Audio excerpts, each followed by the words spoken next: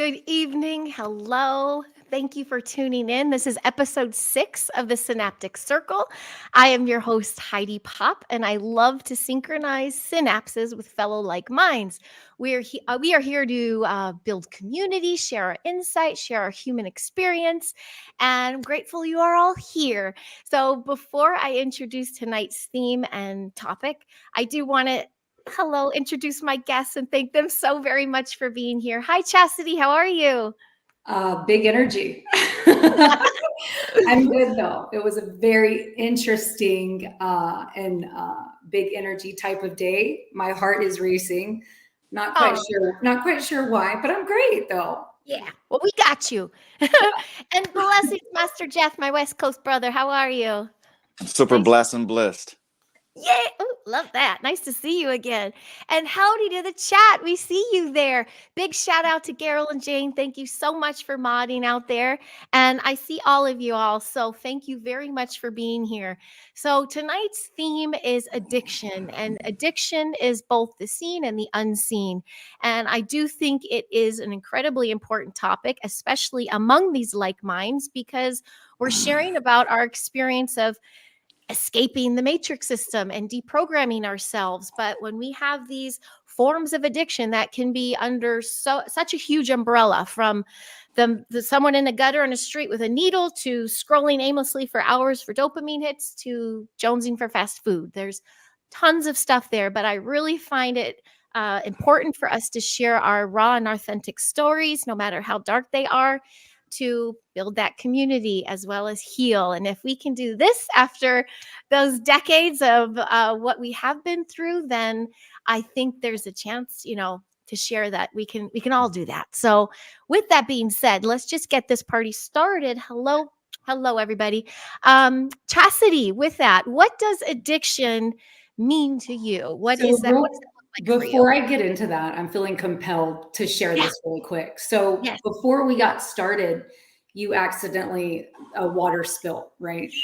Okay. Everywhere. And it reminded me immediately, okay, because what are we talking about here? I mean, addiction, generational curses, that's what we're here to do, right? And so what that brought to my mind was, I remember when I was younger and I would accidentally spill my cup of water, and the immediate reaction I'd get from my mom, bless her soul, it's programming, gosh, son of a bitch, And so, and the reason I share this is just because I look at your reaction and it reminds me so much of, I remember when I had a son and he would spill things, I remember my reaction was so different than my mom's, so I don't know. I just had to say that. Don't worry, folks. I didn't yell. My daughter threw a blanket for me so graciously and didn't see my huge jug, which she also went and refilled for me. And it was like, oh, hitting live and oh, but, you got to have a laugh. But yeah, the old me probably would have been like, ah! Right.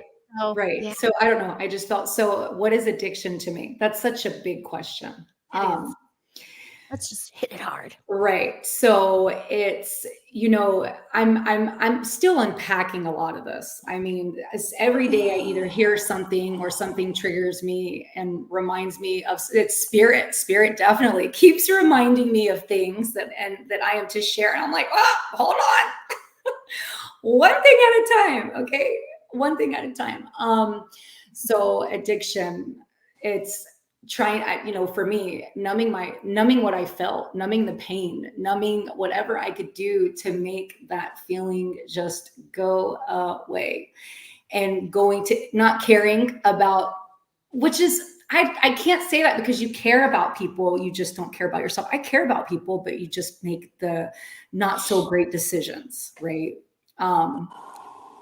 It's doing whatever you got to do for that next Vicodin or that next Xanax or whatever the drug of choice is for you. Mm-hmm. Gotcha.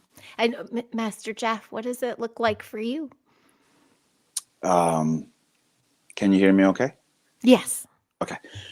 To me, it's actually quite simple, but it took me decades to get to this. The core of the root cause is this. There's no such thing as substance abuse. The true addiction And this is after decades of helping thousands of people when I was even not awake, quote unquote, like before my spiritual awakening, and helping thousands of people after my spiritual awakening. And before I get to it real quick, addictions are layered. So it could be anything. But I'm just going to go to I'm the core guy, straight to the, Get to the roots. not only the roots, the core of the root cause. Yeah. Oh, okay. There you go. So one perception of addiction is this: there's no such thing as substance abuse. What one addicted to, it is the internal triggers out of the unresolved issues and traumas. So out of those, you created all this energetic vortex that continue to being fed by your consciousness, thoughts and emotions, patterns and programming and your own stuff. And it could be passed down and it could be from you, but you are the responsible party to heal that. I call it transformation. Healing is not even the point. In my teaching, healing is part of the process of transformation. So I love that. yeah. So I transform addicts in one session, but it took me decades just to get to the core of the root cause. So there's no substance abuse. What once addicted is that internal trigger of, I call it compromised areas. Now, what causes those compromised areas? That's where I'm an expert. I'm a master in getting to, okay, that's the assessment, because my background is mental health. I'm still using my mental health techniques. I have like 30 years in mental health. 20 years I work with insane criminals. So again, the addiction is energetic. Gotcha. It is a response out of the looping mechanism. What is relapse? It's a looping. You're looping. So when you process and respond with the old self and the old program, you looped. That's what relapse is. So you imagine if you're in this conscious level, and then when you loop in your this conscious level, so you re-looped, relapsed. It's like collapsed to the lower grid of energy consciousness. Gotcha. Okay, so the Gotcha. outside, the substance could change from whatever it is, from let's say sex to porn, and then I'm not doing anything pertaining to that, but then it changed to, let's say, working out. And then after that it turns to something else. It turns to seeking validation from others. Yeah. So then there you say, so that's not the relapse. That's because I was going to ask the next, because I went back to like 1991 and it's like the 90s, that 3 decades of different, what I thought was relapsing, but yeah, it was a bounce. Well, there were some recurring things too, but, but with that, do you have maybe a summarized story of your journey, Chassidy, of that you can share? Like an arc or something? That's so funny, because I have these conversations and, Spirit always says you're to write a book. It's too much. It's too much for you to say you're to write a book. And it was actually funny because I'm like, I know we've already discussed this, but I just don't know where to start. Yeah. And and then what do? I open up my phone and I see you are going to write a book, blah, blah, blah. I don't know if you know Jackie Kinner's. I'm not in it. I'm just saying Jackie Kinner on Instagram. I was like, okay, that's kind of confirmation. So anyways, I don't know if I can summarize it, but I can tell you where it started. That's probably the best. Yeah. Let's see where it started. Like what was that one? When did it hit you that there was a situation out of control, or that you were like, okay, I have this vice. I have this thing that I need. What did that look like? So things kind of changed up in my house when I was around 16. There were some changes, and I wasn't feeling very protected, and I started running away. And I would run away to like friend's house, and my parents are, they'd call the cops, and the cops would come and get me. So then I start running with the older crowd that had their own apartments, and, the selling of the drugs. But before I'm jumping the gun, see, there's just so much. I would go back home. I would often go back home, and my parents had sent me to a psychiatrist, and that psychiatrist told me, the first thing he said to me was, "So you're pretty fucked up in the head, huh?" That's what he said to me. I was 6. At 16? I was 16. I was 16. He proceeded to put me on Zoloft and Paxil and told me that I had a chemical imbalance and there was something wrong with me in my head. And completely avoiding like the issue at hand. The city that I lived in, people can be paid off, if that makes sense. Anyways, the issue, it's clear he was indoctrinated. It's clear he just wanted to push pills. I was 16. Yeah. I started running with the older crowd, going to clubs and using X. And I was so angry. I always wanted to fight an X. I loved the way it made me feel. And that's where it all started. And just like, it was one thing after the next. It was, but nothing physically got me. I ventured off into so many, whenever I took Xanax, I'm like, oh man, I called this I don't give a beep. You don't care about anything. And it just numbs it out, forgets about it, whatever. That's what it is. So it just but the one thing that I'm battling to this very day, just had a flash right before we started, the opiates. I have never, I was incapable of getting off opiates up until here recently. I'm in the process of doing that. So I never was truly enslaved to the Xanax or all the stuff, just the opiates is what kind of got me. Gotcha. And Jeff, when you got to this level of, assisting others, did you have those dark days? Like, did you were you in it so that you knew how to take care of it? And do you have anything of that you want to share? Well, I was a functional alcoholic, a very high functional alcoholic since I was 11 years old. So I came to the United States as a dying wish of my mom from Indonesia. My mom was dying of ovarian cancer. Very traumatic incident. We'll talk about that in a different subject. So as she was dying, she asked me to come to the United States and make her proud. So part of me is that still little boy trying to make my mom proud. Now, so I got to the United States. I was already drinking heavy, and I was always angry, depressed, suicidal, all of that, but I was still high functioning. I was like that for almost 40 years. So when you're talking about dark, it's more like dark decades. So the wisdom that I got to this point, it is transmuted of decades of darkness. Did you ever feel like you had to, it made you perform better? Oh, absolutely. Because I was, my nickname was AMF, Angry Motherfucker. Yeah. Sorry. Oh, excuse me. Well, and then to drown all this aggression, I promoted clubs in Hollywood for 15 years. Wait, what was that? I promoted clubs. Oh, so Hollywood for 15 years. Yeah. So, party, this and that. So, how do I get to this point? I was dying. All my body was shut down, liver done, and dying in the slow process in all aspects.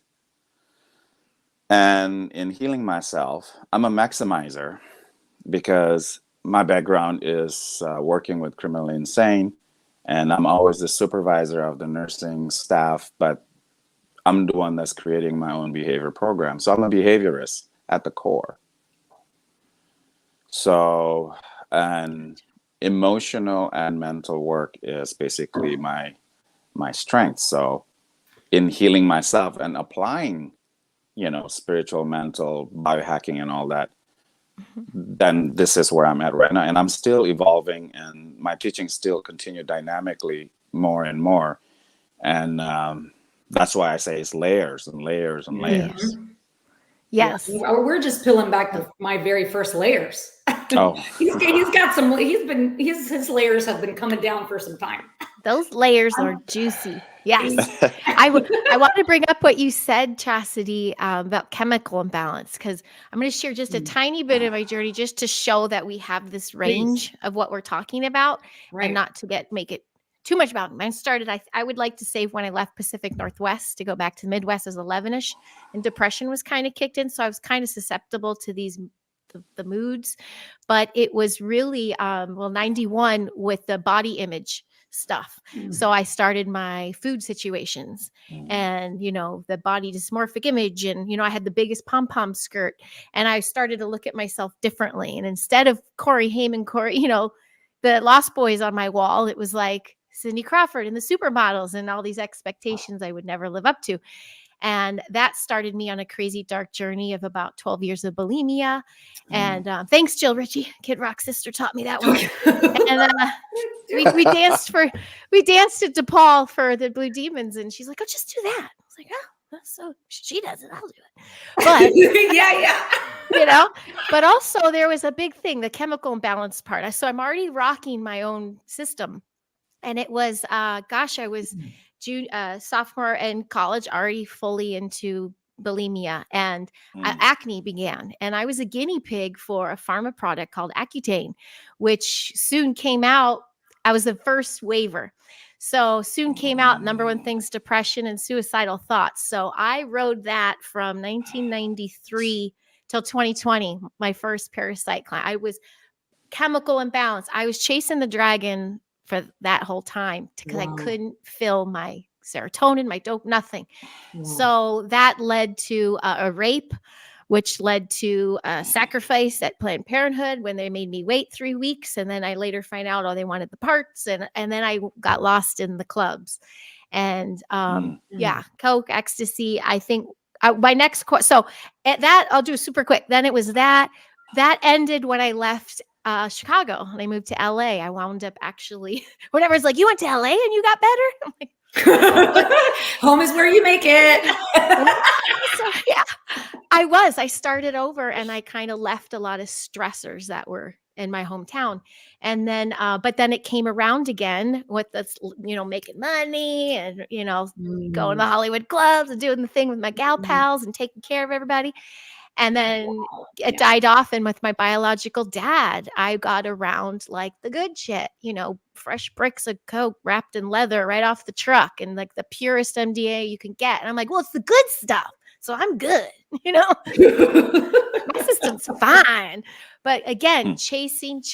And it wasn't my first baby, because 2 months old, my baby was at home, and I was at a wedding with biological dad doing it all, pumping and dumping, thinking, but it's the good stuff, chasing the dragon again. It was my second son when he came around, is when that was my surrender. When I saw him crawling, and after I was sworn that there was nothing in the house, he had picked up a vial of cocaine. And I said, something's got to give. And I had PTSD, and all my chemical was just, and I surrendered. So that's my next question to you all. What was your surrender point of something's got to give? Did you have one? I did have another round of alcoholism right after that, but we'll talk about that later. But what was your surrender point? Did you have one? How's that, everybody? Do you want to go? That was powerful. I'm trying to take deep breaths over here. Fellas in the chat are like, what? No, I'm just, that was beautiful. Thank you for that, Heidi. Transparency. That's right. That's what we got to do. And I know that was just so beautiful. It's making me emotional. I'm sorry. Oh, what's the surrender? Oh, have a moment. Yes. Well, that's what this is to do. We had those emotions. We hit those emotional rounds of like, you reflect and you're like, what am I doing? I would have rounds of seeing a mirror, watching myself. I think the worst was Gene out in shelter in Chicago behind Derek Carter, a DJ, and projectile vomiting all over. I didn't know I was doing G. I just chugged someone's water bottle. Yeah. That's what you do in a club. You drink someone's random water bottle. And I'm like, oh, this tastes like sweat. And what they took capfuls of, I took 2 gulps. and I imploded. And that was a night that I went out by myself. Did you I drink wanted with to go it? out so bad. No, I didn't drink because it's too many calories. Because that'll take you right out. Oh, it was too many calories. Yeah, but I was put in the gutter and literally in the ditch outside because I went out by myself that night. So none of my gals were with me, but someone, God's son, was in line and saw me, and she took me back. She remembers me from being there, and she took me to her home and let me recover. But I remember going down and just picturing my mom and dad because I was the good girl. And I'm like, Wow. oh shit, Yeah, this is how I same. go. Yeah. Same. I was Yeah. working in the clubs, and I took a drink, and I remember throwing up like blood. And then of course, my ex came and got me, and there was a guy there that was putting G in everybody's drink, and that's the date rape drug. I don't remember anything. I know that he told me that I was in the back of the truck and they had gotten that guy. And they just took a drive and had a talk and then dropped him back off later. Man. But you know how to talk. They knew what he was doing. So yeah, some just partied with it because it was like the meatheads would, because it made you, So but it was a sad night because I went out by myself, and that was when I was like, Jesus, anyway. It's crazy. So many surrenders, 3 different surrenders. Yeah. See, it's crazy because there's all these, what you would think would be these catalysts, right? I mean, so many. I'll go ahead and bring it up today. This is big. This is big energy. I was gonna wait, but I'm gonna just talk about it. So, because it came up today, my son and I. My car. So my son was 6 years old, and my car caught fire while I was in it. And today, we were talking about it, and I've tried to have him talk about it before because my mind has compartmentalized what went on that day. So I don't truly know exactly, but what I do know, I remember running from the car with him. And so what he told me today, I was trying to encourage him to talk about it because I told him I want to have a podcast and have you on if you're comfortable with it. We can talk about the stuff that we've been through and that we are overcoming and that we're healing. And so we've tried to talk about it once before, and he's not ready. Today he let her rip. I was pulled over on the side of the road, and I was stuck. And I kept like hitting my gas, trying to get out, and like scared him. And he got out of the car,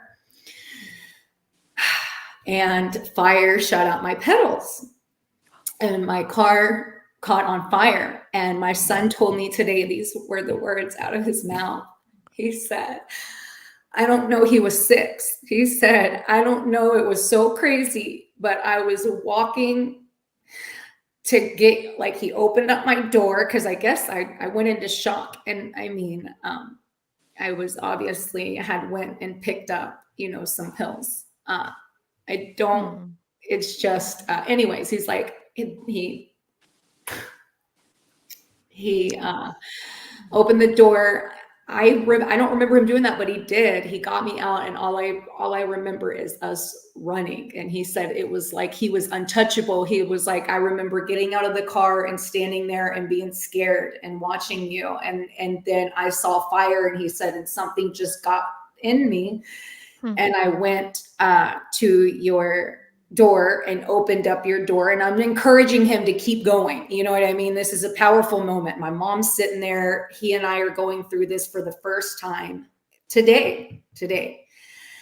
And that he literally got me out of the car, literally, like, and I remember running from my car, and he said today 3 times, we ran, you fell. And he's like, I got you up, we ran, you fell. We did one last time, you fell, and that was it. And you were out. And I had, I was all burned up, nothing on him, nothing. He's like an angel, nothing on him at all. And people are not going to like me after this, and I don't care. Don't do that. No, we're not doing that, Chassidy. Look at our buddy, Mr. Jim Goodall. We love you, Jim. Thank you. We are survivors, and the world needs more people like you. Well, that's the thing, Jim. I think there's so many more of us that We don't hear each other's stories. And then especially today with this community becoming so transparent and the veil so thin, we have to see how strong we've become. That, we've got to have faith in one another because we've been through some shit. And we are pretty damn strong. So have faith in one another. So I please, Chastity, don't get down on that. What a story. That is your angel. So that was the story that Spirit had brought up, because you saw the wrecked truck too. I mean, there's so many of them. And he's like, that pisses me off. I said, it should, Art. It should piss you off. But today, hearing him talk was like, he was so empowered. And all those years, I would just encourage him, let's just not talk about it, and we're all three sitting there, but pretty much just me and my son. My mom is just as much as she can be when she can be it. But I mean, it was very clear to me that we were breaking this curse. We were breaking this curse because my grandmother was strung out on Valium and all that. And it's been going on and my soul wasn't strong enough. It wasn't at first. My son came here to help pull me up. Yeah, he did. Jeff, for you, was it generational, the alcoholism? No. Is that influence, just the influence you had here? No, actually. I was kidnapped in traffic when I was 5 years old. Oh God. I didn't know that. I don't remember all the details, but it was so crazy. Like, make the long story short, I do a lot of exorcisms after I gained my natural power as a Kundalini master. And I was basically pulling out demons out of seers and mediums. And and after I clear them out, so they're clear, and they said, something really bad happened when you were 5.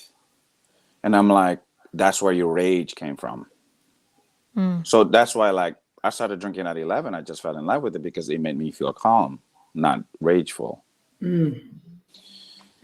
So anyhow, I didn't believe, because, I'm the healer's healers, if people don't know what I do. So even though these are like mediums and psychic, I'm like, look, no offense, I just pull out demons out of your butt. I'll whatever. But then I did 2 or 3 more exorcisms that week with different psychic and seers, and guess what? They all said the same thing. What? And then I prayed, I meditated, I have my own spiritual cleansing ground technique, and I'm like, please show me if there's something to that. The next morning, my brother from Indonesia tagged me. I grew up with maids, so I grew up rich, but I don't really remember. So he tagged me the next morning when I woke up, Jeff and the devil maids. And I'll call him, what was that, bro? He's like, oh, you don't remember? This witches kidnapped your butt. And when you were 5. Oh, there you go. So I am super grateful and blessed to be alive. They're able to find me in this and that. And then, but it kind of explained all my suicidal and all that. I was very sociopathic. Oh, I get it. I was very sociopathic. My since we're in the transparencies, this is before I get to the addiction stuff. I was addicted of torturing animals. Oh. My dad caught me, and he belled me bareback after he prayed, and he made me eat every creature that I killed. Holy smokes. Yeah. So he said, never kill without a purpose. But that changed me. They changed me to start feeling empathy, this and that. But that empathy, that's the thing. Anything with trauma. And this is why I become like an expert. And as I started working with insane criminals, I was really good at it. The psychiatrist that was profiling me over there said, part of your personality is like a serial killer. You're so good at dealing with these criminals. It's scary. And I'm like, yeah, but I still care about other people. So this is why in my teaching, you are what you feed. I'm the soul that chose the light. Mhm. So fast forward to surrendering moments. Mhm. So when you're dealing with a lot of stuff, even within yourself, we don't know whether someone's predisposed or not. In mental health, we call that predisposed or predisposition. I call it, it's just unresolved trauma or generational traumas. I mean, my first, when I started drinking a lot, I just hooked on it. I was 11, so that's not normal. No. But I was so high functioning to the point, like, imagine I get to the United States in 1992. I didn't speak any English, but I was getting A's, and I was sipping on codeine and Vicks formula, sipping on the scissor. Yeah. I I recall. was still getting Yeah. A's. So Wow. but that's a hindrance, because it doesn't matter how fucked up I was still above most intelligence, typical intelligence. Hmm. But then but that's not good either. So I'm here. I'm not crying, but I'm crying in a way, because I've transformed quite a bit, but I could feel my old self crying, because when I hear your stories, Heidi, thank you for that, Chassidy, thank you for your stories. I wish I have a few of stories, but I had countless. Yeah. It's just like, Sounds like it. Yeah. Imagine. fuck. Yeah. Like one of the thing was, it turns out I was not even addicted just to alcohol. I was addicted to just feeling suicidal. Mm. Mm. Mm. I was addicted to that. That's why I said, "Oh, this is it." Until to the point that God told me, like, "You better stop doing this." So there's a mother that died in front of me with an unborn child. We hit them. So I almost died twice in the same location, in the same freeway, in the same exact location, 1 year apart. So God Gotcha. to you, sorry, Mm. You're good.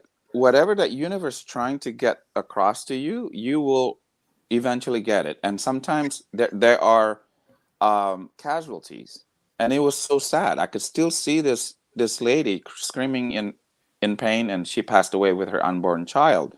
And it was for me to get the message that it's not time for me to wanting to die. And it takes that to grab my attention, and then I had to live with the guilt of, then I was addicted to guilt. So it's like one thing after another, because the guilt of unworthiness of being alive. Yes. Mm.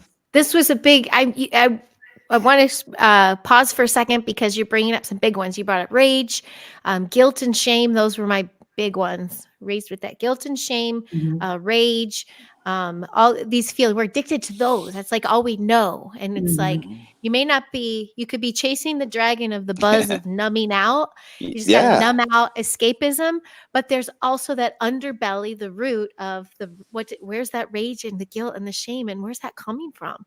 Right. And yeah, Right. big to do. Big to do. Yeah. I Right. hope, yeah. Um, So real quick mhm. before Yeah, please. it's like, so people died in front of me, miracles happened in front of me, and I wish I could have said a different story, but I did not apply as I should. So the lesson gets harder and harder.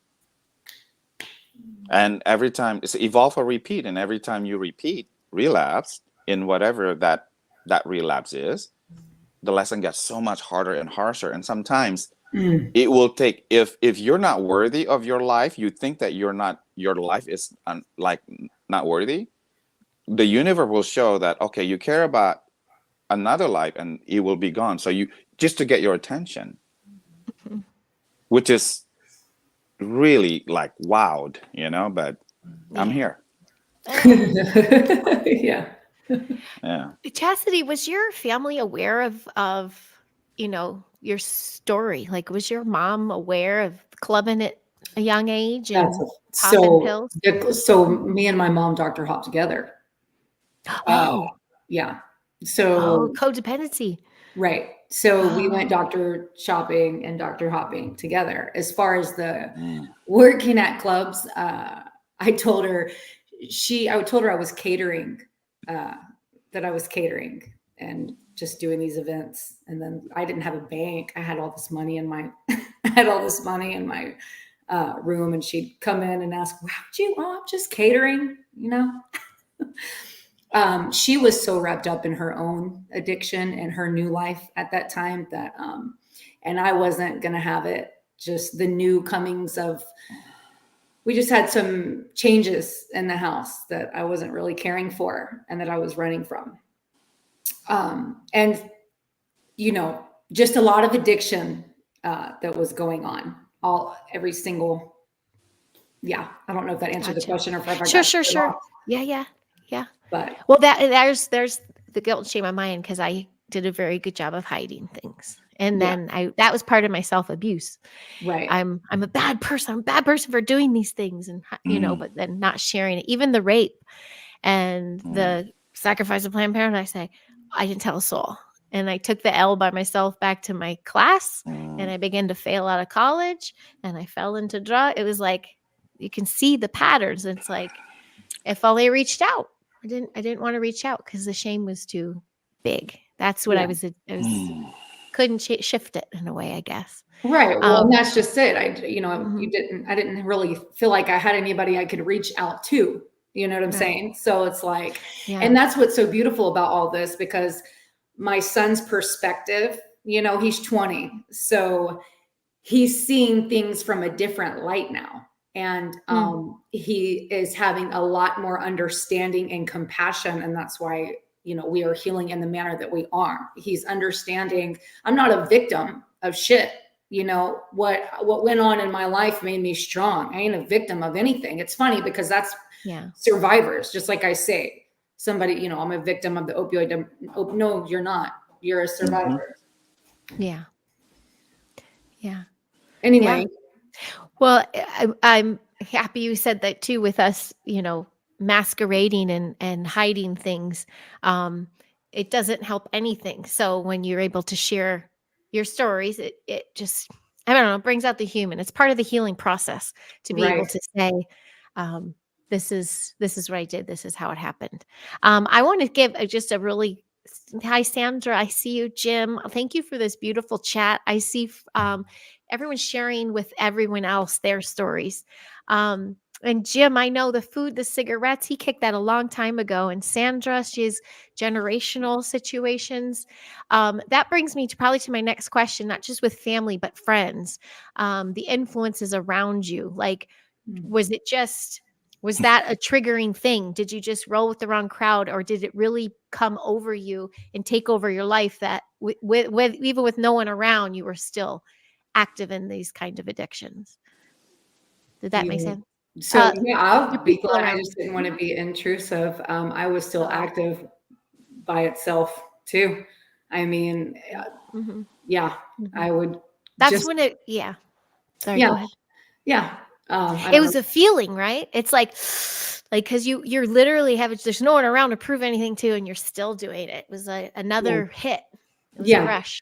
Yeah. It's you don't want to feel the things. You don't want to feel the things. And so you run, at one point I was partying, going to a club, going to an after hours club, going to an after party. I never slept. I just wanted to keep numbing. I never wanted to heal. I just wanted to keep numbing and numbing and numbing and numbing. Yeah. At 17. Oh yeah. Man. Pardon me. Yeah. No problem. What about you, Jeff? How was your being 11 and did you roll with it? And then the being a promoter in Hollywood and things was just your scene, or was there this alter ego and this other life where you're like, okay, see, I'm a sane good person? I was really self-medicating. Gotcha. Yeah, I drink alone at night every night, and I drink at the bar alone almost every night. I need 4 shots of espresso, but I always very functioning.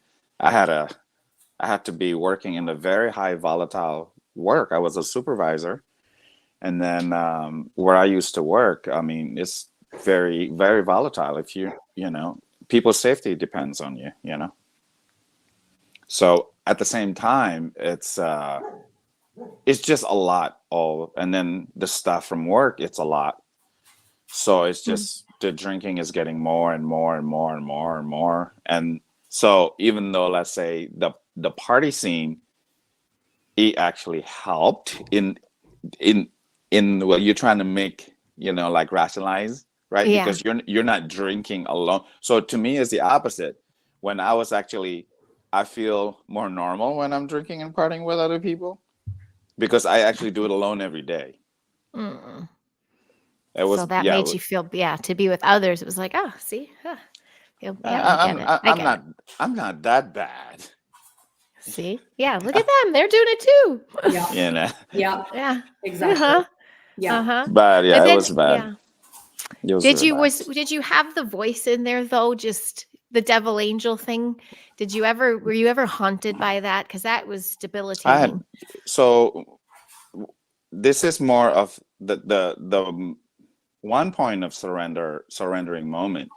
I woke up after decades of feeling suicidal and even rage, and even I've been hearing voices, and then I can't really share that to a lot of people because I work with, you know, I work with mental illness criminals, right? I mean, I can't even tell people, like, not only I hear voices, I had thousands of demons in me.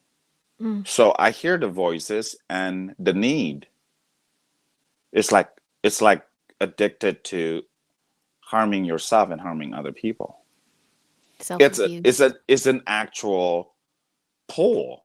I mean, it's when I'm trying to explain this to people, if you don't, they'll never be addicted to anything. It's literally like a pull, like a strong pull. So I woke up one morning and I couldn't even see myself. I just saw thousands of demons.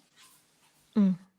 And I just cried until, I don't know, time was just non-existent at that time. And that's where I realized, I was taking, like, you know, I had a lot of chronic pains at that time due to all the injuries of physical altercation, of work-related injuries, because of all the violent individuals we had to, you know, deal with. So I was taking 16 to 17 medication every day, on top of the alcohol, on top of the opiates and all that. I used to have to sleep on the wedge, or else I would, you know, cough until I throw up. This voice, it's a burnt vocal cords. You know, but it's evolved to become pretty sexy now because of the Radio DJ. Because of the healing I did. But yeah, it's interesting, the how much transformation you could actually go through. It's just it's quite a lot. So that's, to me, it was all very demonic, and I had to exercise all those thousands of demons eventually, one by one. And a lot of it was from the sexual traumas and porn addiction as I was a young boy. It was, looking back, it was so abnormal, Oh yeah. Oh you know. yeah. Yeah, that's not talked often enough. We've had that going around our community, school community now, and why it's imperative we all limit screen times with kids. They have access to these things, and it changes something. It changes child development when they're exposed to things before they're ready. 100%. Yeah. Yeah. I remember being young, and yeah, the music impacts us more than we really truly know. I mean, it's no coincidence that it's you know what, that brings me to this. I'm in the car today, and y'all remember that song. I don't remember the first words to it, but it's literally like this repetitive, and I don't even want to say the words, but I don't consent. And I listened to it and I said, I do not consent. I'm observing this, but over and over again, I'm a loser, baby. So why don't you kill me? Over and over and over. And I'm like, wow. And because we're so programmed, it's just so interesting. Because did you like that song when you were growing up? I was saying all the time. I think that was college. I saw Back live in downtown Pomona, and when he was nobody. Yeah. Yeah, he was. I don't know if Bauer, if you're still in here, but this comes back to frequency and vibration, and we know what that, how that shifts us all. So we all seems like we all, you take your vices and you go where, the dance floor, you hit the clubs, and imagine what all that's happening to you. I remember being sober in Vegas. This is after a kid with the biological, because that's what he did. It didn't take me to the shows or anything. We just had to go to the clubs till 5, 6 in the morning. And I just remember being kind of sober at this moment and watching, and it was like a feeding frenzy. You could feel the demons, you could see the demons, and they were like sharks circling this dance floor. And it was frightening. And I remember being like, my God, how many hours have I spent in this kind of situation being feasted on, harvested on? And then the music would shift, and then everyone would get darker, and I'm in a sober state because it was smart to be there pregnant.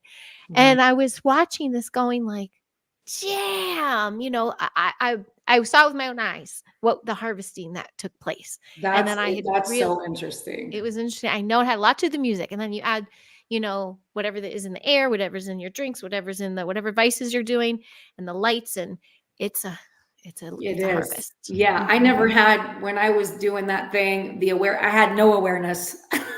So I didn't experience. Now I have experiences, and I see and feel, geez, everything. Yeah. But then I didn't have the awareness, but I can guarantee I was feasted off of, for sure. Yeah, I could, because I've been into countless raves, and I was always sober because all I need is just music. So people go to rave, they don't have alcohol back in the day. We go to the middle of the desert, right? So I was the one that was just making sure the girls, because we go like 30, 40 deep, they have water, this and that, make sure the girls doesn't get taken advantage of, because they all wanted to be touched and caressed and all that stuff. And then, if that's them, selling nitrous balloon, You would go to raves sober? Yeah. Really? I go to them sober just to dance. Sometimes just to dance, dance. Yeah. Because I don't like the way of any other drugs. I never really like any other drugs. Like when I was hooked on painkillers, it was because I was in actual legit pain. So it was more like a biological, and now I'm a pain relief specialist. I could, I relieve pain within seconds or minutes. So. I think this is a good time to, I want to keep tapping into these stories and uncovering these layers, but Jim, yes, speaking of music being weaponized, it's also incredibly healing. So it has gotten us through, like you said, nowadays in the last several years too, that's my go-to for releasing and healing, picking the right music, of course, but oh, hell yeah. That's gets you through many dark times. I would know the right thing to play to get me out of something, but I remember being young and knowing the right thing to play to make me cry or feel something too. So music is huge. Yeah, what's been happening lately is I'll go into a subway. I know it's just universe doing its thing, because it'll trigger, and that song will trigger a memory from before, and then it's like, it'll heal another song. It's like different songs or different areas and different times that are triggering different things and different events in your life that you're like, holy shit, I forgot about that, and I feel like music is and can be healing, very healing. And I'll often play something like more than once and kind of get a little fixated on it, depending on my mood. How did your healing journeys begin? Like, what did that look like? Was it just a cold turkey cut off saying, I can't, I'm done? And what was the process you used? Let's just start talking about that stuff. We can keep dipping back, but let's talk about some healing. What about for you, Jeff? What about for me? It has to be cold. To me, I was still promoting clubs, and I started doing healing. I was detoxing using crystal patches, but I was still drinking, and I was, I started developing spiritual abilities, and I thought I was going crazy. And then I said, okay, well, and I'm like, and then I always have this relationship with God, like he talks to me like a homie, right? And I'm like, hey, bro, like I talk to God. If this alcohol shit is no good and I need to cut it off, because I always drink I'm like hardcore like cognac or whiskey, straight up, just either neat or on the rocks. And I was just drinking either Irish car bombs, this and that. So this is a lot better, right? So it's just a lot of fucking enabling shit, right? But when I said I'm literally drinking just like Newcastle. I was at my friend's gig, and I was conversing with God. I was with my ex, and I was like, I'm gonna take a sip and show me, just like, show me, give me confirmation. I took a sip, and my vision was blurry for 20-30 minutes. So from then on, nothing. That was your big old sign of like, okay, I get it. But it didn't need to be that way, because I was already dying. You know what I'm saying? You.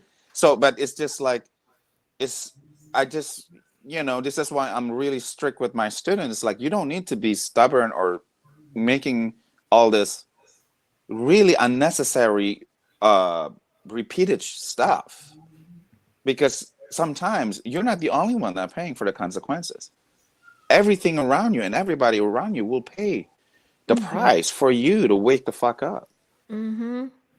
Beautifully said. Yes. What about Chassidy? When was it like? So it was 2019. Well, okay, let me take that back. I went through chemotherapy, and so that gave me a legitimate reason to continue to take my Xanax, my Adderall, and my Ambien, and my Suboxone, because I was going through chemotherapy. Oh. So yeah, I was on all of that. Yeah. Wow. Yeah. And I went through chemo, all this, and that was actually the catalyst to my awakening as to what's going on in the medical industry. So that brought me down quite a few rabbit holes, but you would think all of these events that occurred in my life would have been the catalyst to me just being like, wake the F up, get up, wake up. What are you doing? But it literally was just kind of it just kind of happened a little bit slowly. And then it just kind of catapulted. I woke up one day and was like, you literally are taking pills to like, okay, you need energy. So you're taking it, and then you're taking a Xanax to calm it down. And then you're taking a pill to sleep. Like, and of all the years that I've done that, why would I never have thought that before? So it was something very spiritual. It was a walk-in, I know, to help assist to get through that, because I decided to cut it all cold turkey, and I couldn't get out of my bed for 2 months. Like, that was not the smart thing to do. You don't do that. I went back to Suboxone because you just feel so awful. I mean, you just feel so awful. You'll do what it takes to just feel back to normal again, because that's, they gotcha. They gotcha. And so I stopped the Xanax, the Adderall, and the Ambien. And I started weaning down the Suboxone. It took me about a year. And that's kind of where the healing journey began. About 2 years ago, started feeling compelled to meditate regularly, an hour. And that is when the walls of all the programming just started to crumble. And when I started to become heart-centered and brain and heart coherent, and just feeling like very responsible for my energy, and don't want to go out unless my energy is good and vibrant. And if it is, I'm staying in my room, like just, and so about 2019, I would say. And that's how that occurred. It was like not well, I guess the cancer, but I mean, so many events, it was something more spiritual that occurred. It was something a little bit more spiritual, I think. I know. Beautiful. Yeah. That's beautiful. Thanks. And yeah. Well, and Jeff, Master Jeff, did you? I wanted to see if you had something to share there before, because Jim Goodall's got something good there that might segue us both into the prison thing. system. It's just for peeps that's not really familiar with what I do. I customize protocols, whether it is vaccine injuries, whether it is addiction, whatever it is. I work from dying babies all the way to pro fighters, MMA fighters, Muay Thai legends, all of that. So there are some truths to, you don't want to, this is not to debate or anything what Chassidy was saying. Yeah. There is some truth. It depends on the situation and everything else because I address spirit, mental, emotional, energetic, physical, biochemical. But you can abruptly stop certain things if you have the right tools. Gotcha. If you have the right tools, because I that's what basically for me, in order to maximize, you need to customize. Hey, I like that. And you never address the symptoms. I always address the system. So stop addressing symptoms, start addressing the system. So I address the whole thing. I mean, you tasted my sacred cacao and look what happened to you, right? I know. It's different. Freaking fantastic. It's different level of stuff, but you know, lots of Yeah. pain. The one thing that I need to get across: pain and suffering is a perception. Ooh. It's a perception. So once you fully healed and transformed and you transmuted your perception of the perceived past tense pain and suffering, all are blessings. It is part of the alchemy of who you are at this moment. Amen. I love that. I do too. I tell you, like when I was talking about the Accutane and being the guinea pig and the chemical imbalance and just never feeling my cup full of serotonin, everything was imbalanced. That was early 90s to 2020. I met Lexi Eisenhower and I did my first parasite cleanse. And honestly, my levels have been balanced. I continually purge and detox and cleanse, but I have no more intrusive thoughts. I have no more, I call it the pendulum that goes highs and lows. Those cleanses and detoxes are everything. I'm telling you, people. And then meeting eloping with the giant in 19 wasn't too shabby either. He doesn't even drink. So it's like vices just are non-existent in the house. Wait, what the hell am I saying? Junk food. Yeah, no. Sugar and junk food, but we recognize it. Now we enjoy and we put it away. There's no escaping and numbing. So, but I tell you, it started after the cleansing. So I need to get some. I keep telling myself I need to do a cleansing. Yeah. Those little huggies. Yeah. So there's a cleanse and there's continuing detox. So I would actually start slow and steady. So I help thousands of people, but just actually detoxing every day, that is actually extremely, extremely important. It has to be every day. This is not, I mean, cleanses are cool, but then people get addicted on the idea of, I'm just doing cleanse every month, or that's enough, because complacency kills. That's my teaching. Can be complacent no more. We're not here to seek truth anymore. Truth is not to be seeked anymore. Truth is to be accepted. Truth is speaking to us all the time. So what I'm teaching people is to be a better acceptor of truth as is. Be the truth acceptor as is, despite of your ego and your pride, whatever you want to hear or see, right? So we don't seek out outside or validation from the wrong sources anymore. So that's detoxing in all. So that's part of it, detoxing in all aspects. It takes some time though to get to where for me personally, and it took me, and everything I've been through, it took me some time to be like, I don't give a what anybody freaking thinks. And that's the most liberating feeling, I don't know if I just got there. I just kind of got there maybe like a year ago. I'm in the beginning stages of my healing. I mean, there's still some things that I'm like, wait a minute. Wait, I forgot about that. There's actually, I'm going to share this. A girlfriend of mine that I met on social media, Dawn, she sent me a video about Zoloft and Paxil and how it was tied to suicide. And I completely forgot about that experience with that psychiatrist who said what he said to me until she sent that to me. And I was like, oh my God, I forgot. I was on Zoloft and Paxil, and I don't know, 6 months, not a year, I tried to kill myself, and I completely forgot about that. And that what she sent me kind of triggered that and reminded me, healed it, transmuted it, whatever, bring it to the light, bring awareness to that, because then now I hear some people that are on these antidepressants.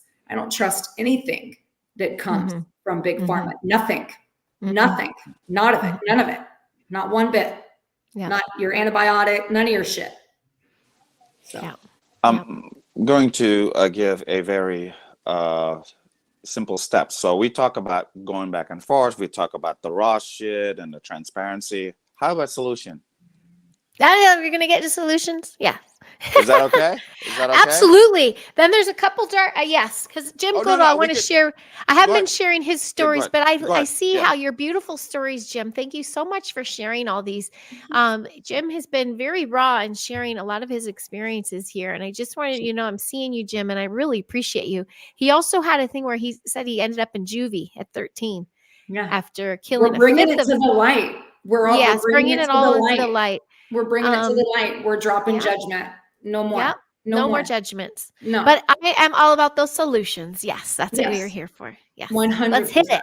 Let's do it. What's the solution you're thinking of, Mr. Jeff? It's very simple. All you need is water, salt, and gratitude. Emotion, essence of gratitude. So what's most important is not the cup or the mug. What's important is the essence, the content of this mug. So gratitude is currency of God in my teaching.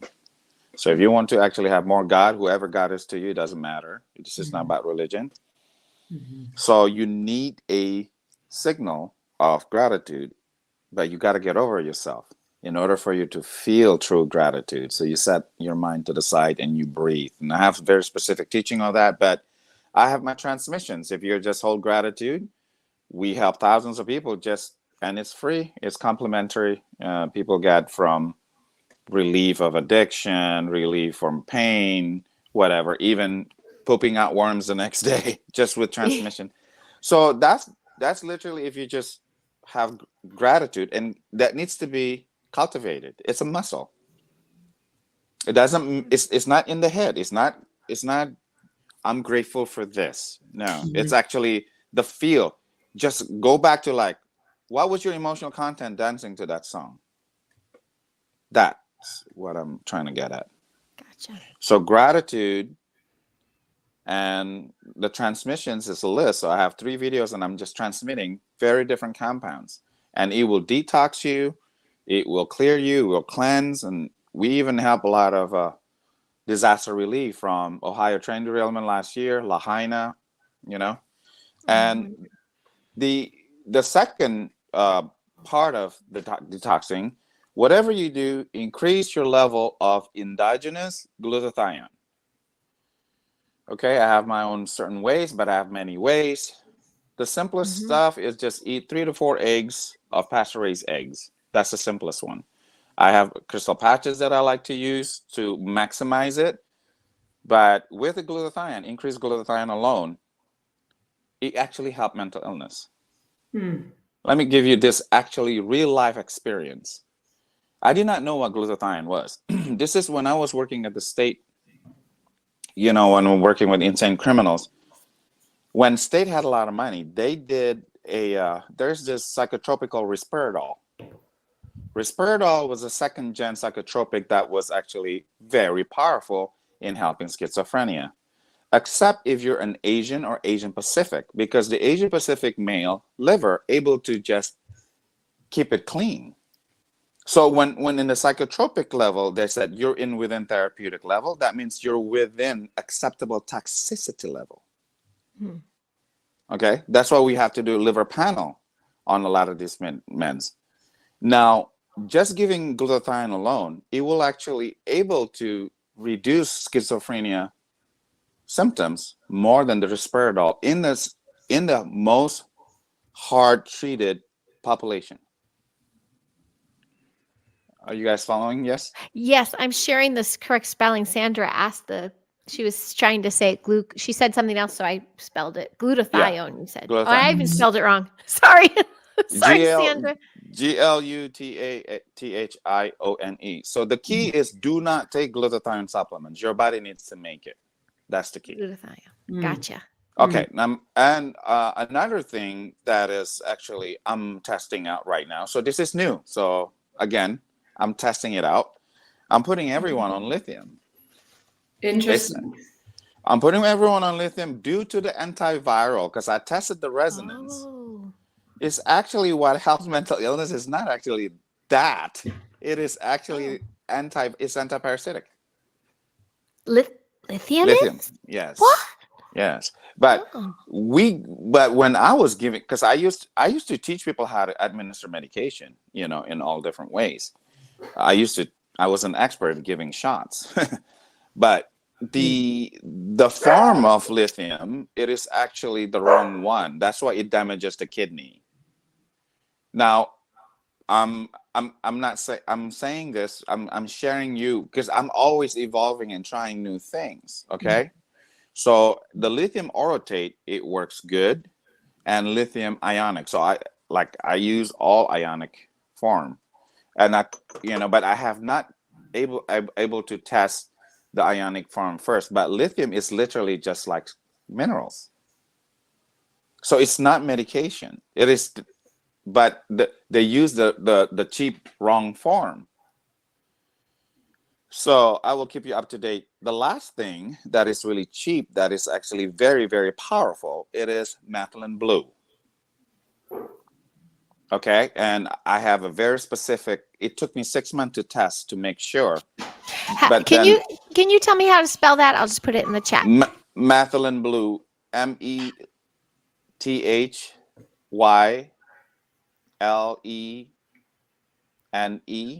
blue.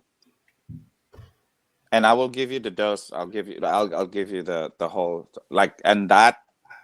and so these are the things that you could do, but don't do it every day because it depletes your glutathione. So glutathione is your master antioxidant. So every time you're detoxing, anything with cognition, anything to do with that, even the cause of autism is lack of glutathione. So when let's say a baby got a vaccine, and the glutathione level is low because of the toxins, and then when they spike a fever because the immune response to the vaccine, the mom that is not conscious gave a Tylenol. Guess what the Tylenol does to the liver? Depletes glutathione. Yeah. So inside the body's glutathione detoxing the stuff, it goes to the brain. Wow. Gotcha. So that's how important glutathione is. Yeah. Okay. Yeah. So you would recommend, so that's a good recommendation for someone that's trying to detox off of opiates. Yeah. Absolutely. But start with just water salt gratitude, and then sun gazing is free. I teach people how to sun gaze. Okay. And you could I'm in trouble with that one now. Do you know what I just got told? I have macular degenerative eye disease. What? Well, you could going blind. You can reverse it. Here. I know. I'm going to reverse it. I'm going to reverse it. And I paused it, but I'm super sensitive now to the sun. I used to just do this, and now it's like I can feel it. So what's that? MSM eye drops. My friend makes this. So just MSM eye drops. Okay. So from Sunstar Organics. So this is super cheap. I bring this everywhere because it helps your body to make glutathione when you have this. Okay. Because it's sulfur. Anything with sulfur based, Okay. So I miss sun gazing. Yeah. Yeah, you got all those things. I want to also direct people to one of our human experience hangout. We had 2 we did together, and one you were doing the blessings on screen. We were transmuting right there.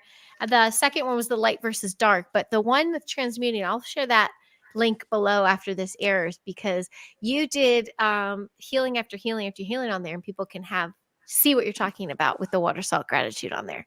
So I think that's pretty incredible. Thank you for sharing all those, and the glutathione. You gifted me those patches. So that was pretty. It's not the only way to do it. I would stay away of taking glutathione supplement because your body will get lazy to make it. Your body is designed to fight. So I'm against taking melatonin because then the body is lazy to make melatonin. And then real quick, the number one way to detox your pineal after taking years of Zoloft and all. Guess what is the most the basic compound of all antidepressants? You know what it's made of? Fluoride. It's fluorine. Yeah, I don't if you look at the generic name, will be like fluoxetine, FLU, like fluoride. So people feel not depressed. It's because they don't have a connection to their soul because it's all calcified. Calcified. Yeah. Yeah.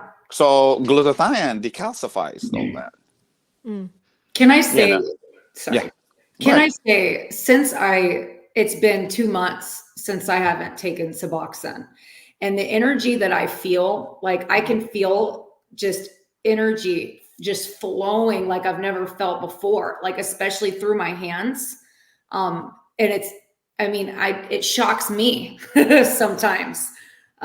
One time watching the sun, and you think you're going nuts and I'm seeing the electromagnetic field of the sun, Mhm. and I'm just connecting with the sun, and I'm seeing it pulsate, and my hands are pulsating with the rhythm and the beat of the sun. And I've never experienced that before. But what I was told is that someone had mentioned that Suboxone really suppresses the chakras, and that when you first come off of it, that the energy will be flowing. It's like crazy amount of energy because it's just been suppressed for so long. I mean, I was on it for over a decade. So I was on it for over a decade. So this energy has been like, I was feeling compelled to do Qigong. I don't even know. I never even knew what Qigong was, but I was feeling Nice. to do it. Nice. And of course, I thought of it right when you said that word. You're compelled to do Qigong. Do it. Matthew got me onto that, and I do it with my class every morning. I do some of Matthew's. That's Hi, what was Matthew. You're still here. Okay, Oh, sorry. is it? So it was Matthew who had messaged and had kind of said that that's why that was occurring. Oh no, Yeah. it's really interesting to hear stories from other people. And Yeah. like, oh, that's what's going on there. Yeah. If you're getting called to do that, check out what Med Rabbit says. Yes, we have the distilled water because the drugs and things are in everywhere. It's in the soil now too, and in the animals, and it's all Yeah, over the but place. So we have to constantly be making sure, like you said, Master Jeff, our body should be producing everything we need. So we right. get our body in tip-top shape. It's going to do what it's got to do. So I just feel absolutely. I'm gonna do real quick of other biohacks. A lot of people having problem with sleeping, right? You could take taurine, or it's just complete amino acids. So if you could message me, I'm extremely busy, but I will make time eventually. I will get to you. If you just take enough amino acids, again, my friend makes this. This is the only company, because my friend actually makes this. So either I make my own stuff or I promote other. So this is 21 pure amino acid form. Is that the In- sun? The Yeah. sun? From Sunstar. But yeah. check this out. If you, let's say, don't have this, just eat eggs, and you eat 3-4 eggs at night, eventually within a few days your whole body will start resetting because of the amino acids.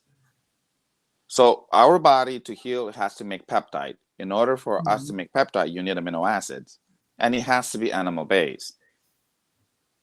Gotcha. Because of the fat from the animal. We needed that fat from the animal. So Gotcha. here's the thing, real quick, because I know we just want to talk about addiction, right? But this is all I have to do with it. but the thing is this: I've reversed so many mental illness just by doing a lot of brain healing, mineralization. That's properly, it has to be customized, and vitamin B, and those alone. Now I'm sorry. Did you say B? B, vitamin B and B12, but it has to be very specific, and the dose is very important, and proper D3. And I am against taking D3, high dose D3, because high dose D3 causes breast cancer. Oh. So D3 will literally, those basic things: minerals, good water, gratitude, my transmissions, vitamin B's, D3, and the last, if you want to look into, is taurine, TAURINE. Okay, if you take that in the morning, it's one thing, but if you take it during at night, it really will balance out your whole endocrine system. And I'm gonna put all young men on taurine, like maximized dose. We're not talking about taurine from like Red Bull and stuff, are we? Yes. What? I thought that gives you like.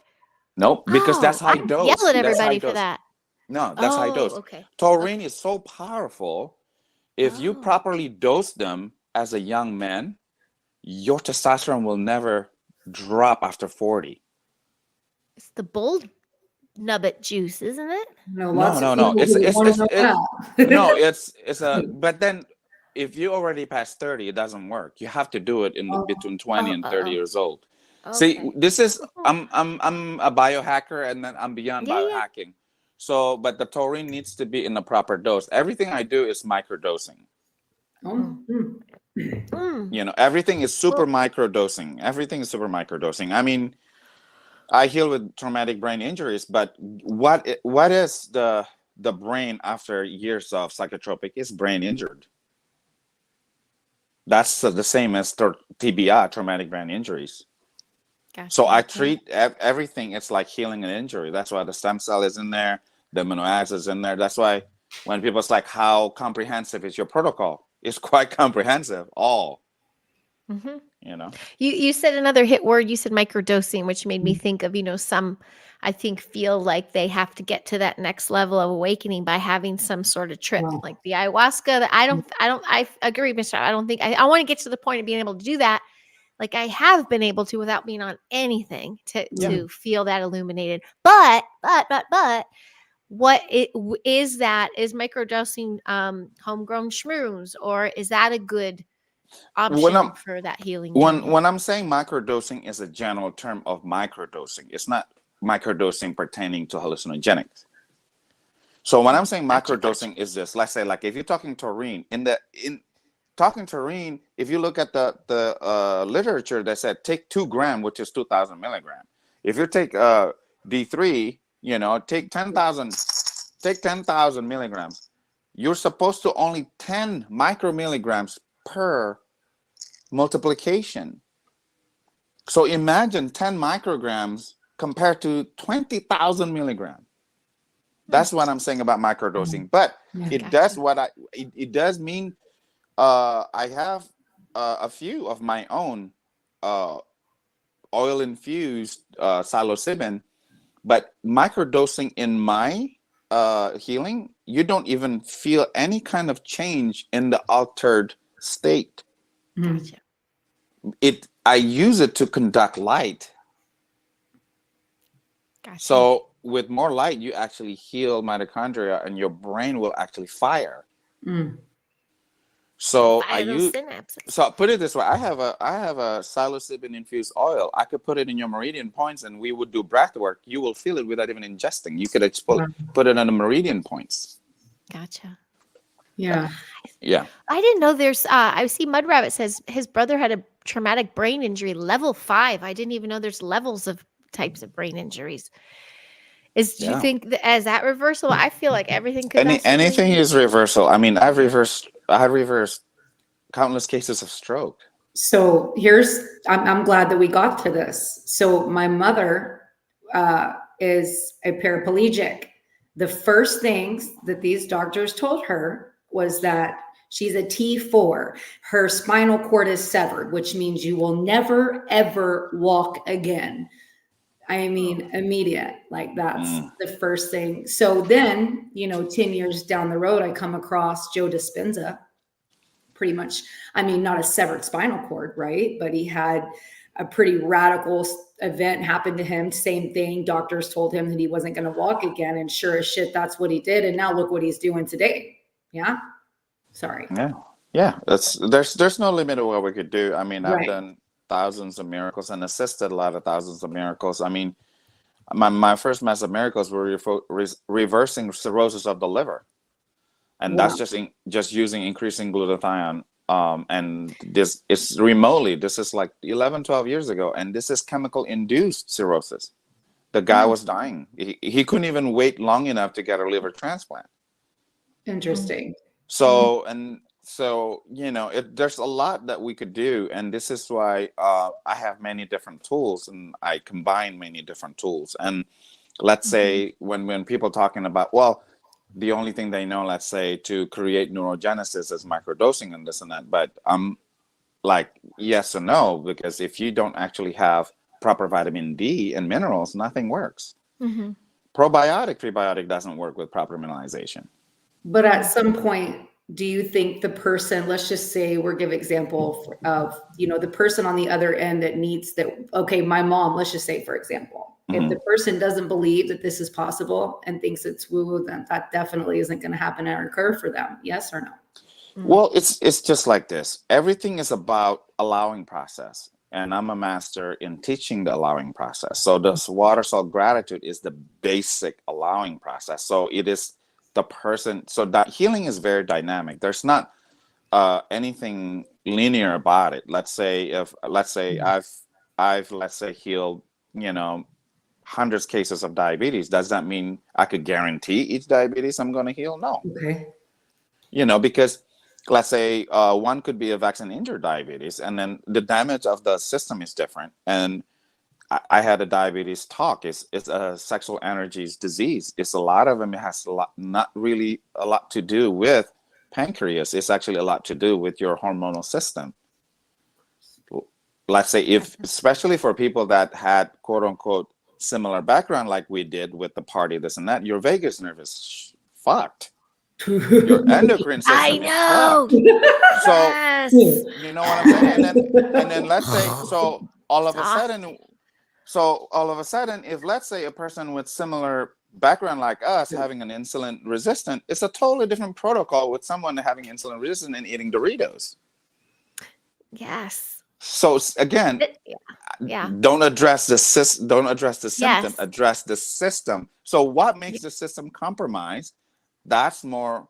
So going back to what you were saying, Chassidy, my dear, there's no limit, because what create the biochemical in the body, it is energy, it is light.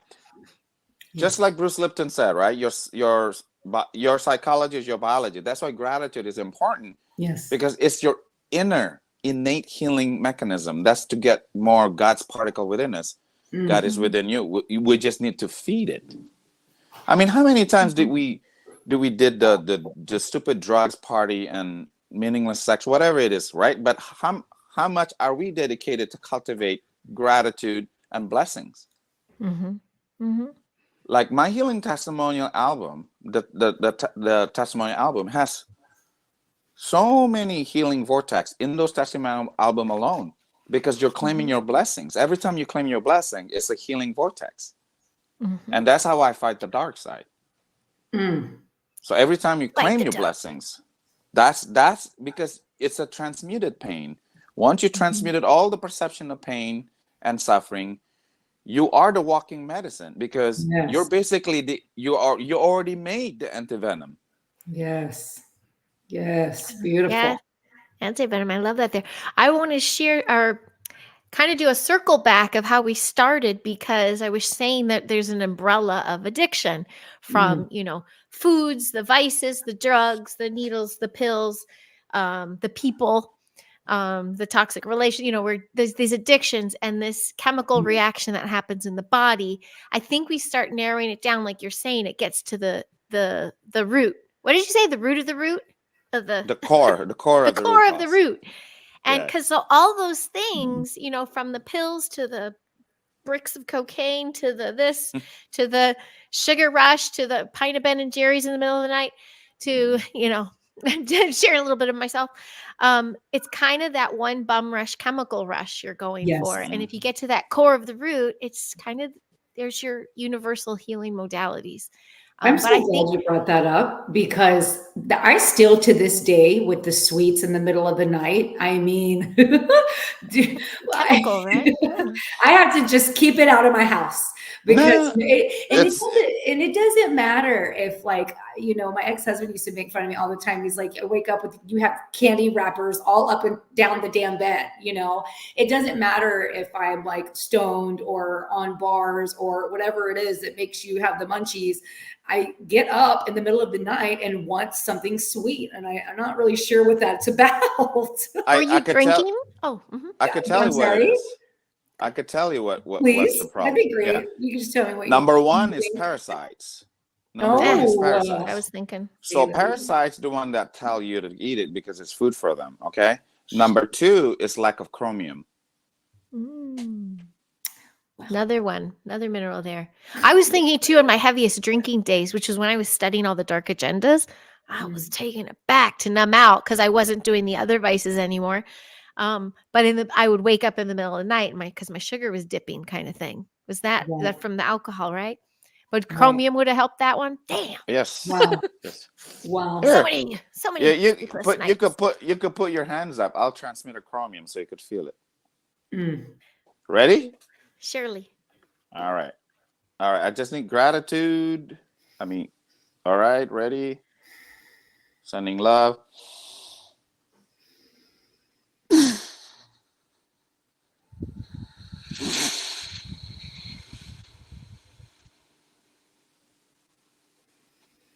There you go.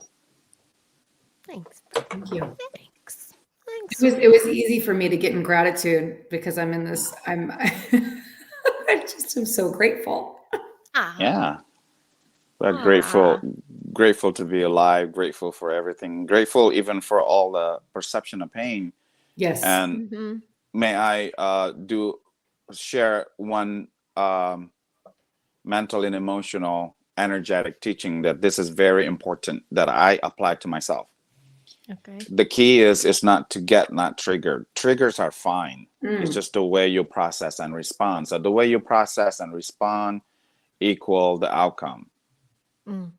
So before we process a situation, we need to bring forth our new and transformed self, because all of our old shit's still around. It's just, it's just up to you which one you're going to feed.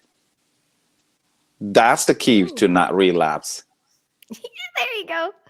Okay. Damn. Now. Yeah. So then you bring forth your new and transformed self, and then you maintain the processing process with the new self, not with the old patterns.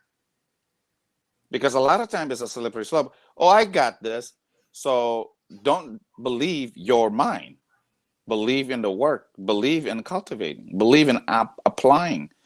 Spirituality without application is bullshit. So continue applying. Maintaining is cool, because if miracles are cool, but it's a lot cooler if you're able to maintain. Yes. So here's the thing. How do we actually let go of our attachment? And that's the thing. Addiction, it is the attachment to the shit. I'm helpless to let go of the shit. No, well, because you're holding to the shit. It's your identity. Yeah. I'm like, let me take the teddy bear. No. Yeah. You're holding it. Okay. But check this out. But it's an energetic cord. It is a cord. So there is the shit, and there is your attachment to the shit. So addiction is your attachment to the shit. And the need to have the attachment. Yes. Because we get very lonely and depressed because we didn't know what the fuck is the new me. You get scared of it. It's fear. Yeah. Sobriety is a scary feeling. It's like, oh, I'm feeling all this new shit. Feeling yes. too much. Yeah. I was telling Heidi earlier, I said, the energy after that experience with my son, big energy today. It was overwhelming. I kept earplugs in my ears to kind of try to keep me grounded. It was big energy. I was having to take deep breaths. And I already forgot what I was going to say, but it was important. Obviously not. No, it is. It is. I'll teach you. I'll teach you how to integrate. I teach you how to integrate. No, I teach you how to integrate and cleanse and ground and cleanse and ground. So here's the key. In order for us to let go, we have to feel. So we have to feel all the feels. We have to feel it. And most people don't want to feel. That's where I was going with that. Thank you for helping me get back on track. That's where I was going with that. What I was feeling did not.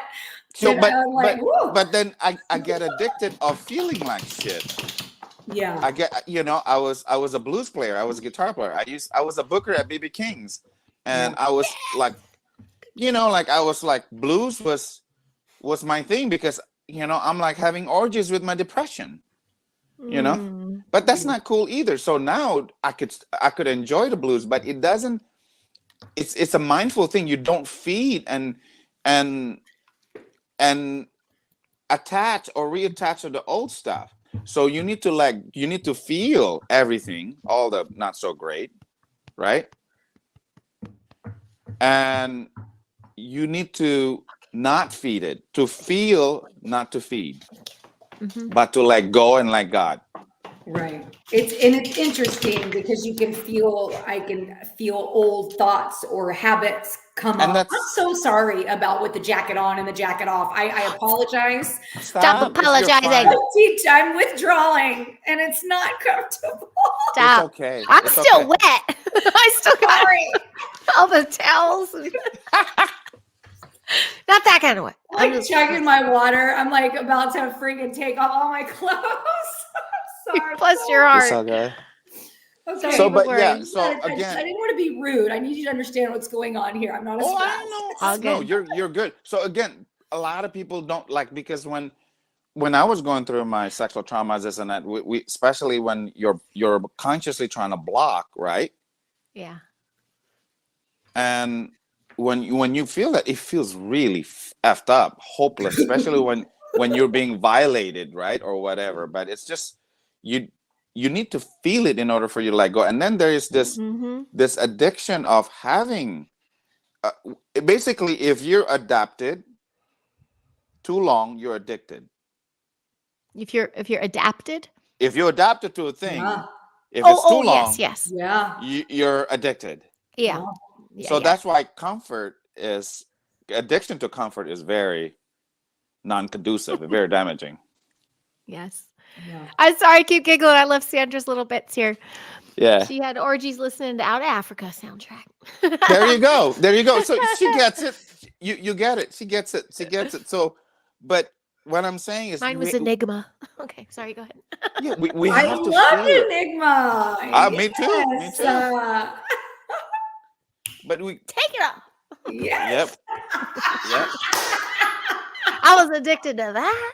Addicted to one I'm like romance. tears of happiness. That's good. That's But good. yeah, we gotta feel to let go. But we cannot fake the funk, though. We gotta actually work off to let go and work. Why do I need these attachments? So that's a different layer. You don't need to have that. Once you let go of all this attachment, then you felt really bare, and then you look at on the floor, all you see is just your old shells. And that's freedom. That is freedom. Yeah. I'm ready for that self to be all the way down on that floor. You were. Remember our talk text today? Yeah. I mean, those were some layers. When I wrote out my little timeline bitty thing, I was like, damn. But it were some healing tears that came out. I was messaging both of you, but it felt good. It wasn't like my old unlocked sadness. It was like, I did that. I did that. I'm reading a book. But that was me. And I'm like, oh my God, I did that. So Heidi, let me ask you, how healing is this talk to you, dear? Pardon? How healing is this talk? Our talk right now to you. So much so. The laughter's the best bit. But oh my goodness, Jeff, I've been struggling. I've been addicted to being needed to be heard. I've been addicted to triggers, and I've been addicted to like finding my and then just being able to share and show the rawness. Yeah. I think. Yeah. I feel a little like Yeah, definitely. You know? Definitely. So I mean, I don't mean to throw that word around loosely either. And if anyone's just catching up now, we've had a lot of dark stories in the beginning there, but there is that feeling, that human nature feeling of like you have to understand what you're going after and why. You know, what is that bit? So I welcome the cry. I welcome seeing my timeline. I welcome being triggered because I'm like, oh God, it got me again. What is this? What is this? Yes. You know, I welcome getting kicked in the gut, figuratively and not, because I'm like, how are you going to handle it? I welcome my daughter spilling the whole water as the intro's playing.